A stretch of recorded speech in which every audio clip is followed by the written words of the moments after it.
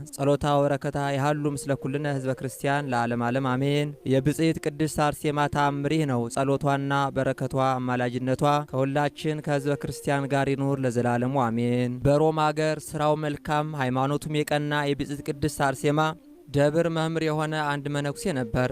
በጾምና በጸሎት በስግደትም ይኖር ነበር። ከአፉም የብጽዕት ቅድስት አርሴማ የገድሏን መታሰቢያና የቸርነቷን ዜና አያቋርጥም ነበር። በየጊዜውም የገዳማውያን የመነኮሳቱንም ስርዓት ከፍ ከፍ ማድረግን ይወድ ነበር። የልቡንም ምኞት ይህ ነበርና ዳግመኛም በታላላቅ ገዳማት ውስጥ የተሸሸጉትን የገድሏን መጻሕፍት ይሰበስብ ነበረ። ከአረብኛ ወደ ግዕዝ ወደ ሌሎችም ቋንቋዎች ይተረጉም ነበር። ስለዚህም ነገር በገዳሟ ጎረቤቶች የሚኖር የቤተ ክርስቲያን ገንዘብ የለመዱ የገዳሟን እንጨቶች የሚቆርጡና ለምለም ሳሯን የሚያጭዱ ሰዎች ሁሉ የከብቶቻቸውን መሰማሪያ ትሆን ዘንድ የቀደሙት አባቶች ይህችን ሀገር ሰጡን በማለት ጠሉት።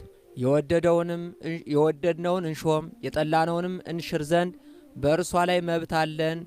ያዘንና ያስተዳድረን ዘንድ የሚችል የለም። በሕጋችንና በሥርዓታችን የሚያዝ ማን ነው? በማለት እርሱን በገዳሙ ማኅበር ሕግ ይከራከሩት ነበር። ያን ጊዜም በእርሱ ላይ እንቅፋት ይፈልጉ ዘንድ ተማከሩ። በአንዲት ችግረኛ ሴት ላይም ምክንያት አደረጉ። ይህንንም መነኩሴ በዝሙት ሥራ ወደ እኔ ከእርሱ ጸነስኩ በማለት ብትጥዩ እኛ ብዙ ብርና ወርቅ እንሰጥሻለን አሏት። ያን ጊዜም ወርቅና ብርን በመስጠት አስጨነቋት። ይህን መነኩሴ በዚሁ ሥራ አሳፈርነው፣ በዘመናችን ሁሉ ሰዎች አደነቁ፣ ፈጥነውም አነሱት።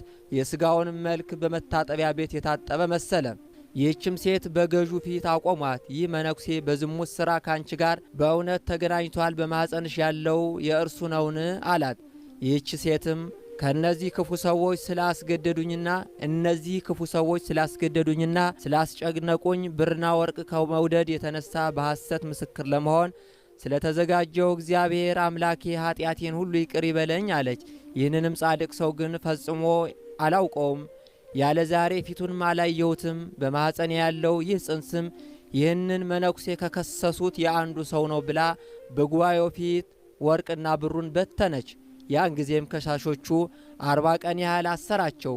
ያንን ጻድቅ መነኩሴ ግን በትልቅ ክብር አከበረው። የብጽዕት ቅድስት አርሴማ ቦታ ተብላ በምትጠራው በዚያች ቦታ ላይም አሰለጠነው።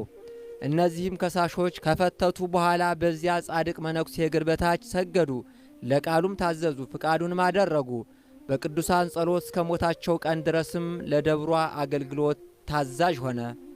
የብጽዕት ቅድስት አርሴማ ጸሎቷና በረከቷ በሁላችን ጋር ይደር ለዘላለሙ አሜን።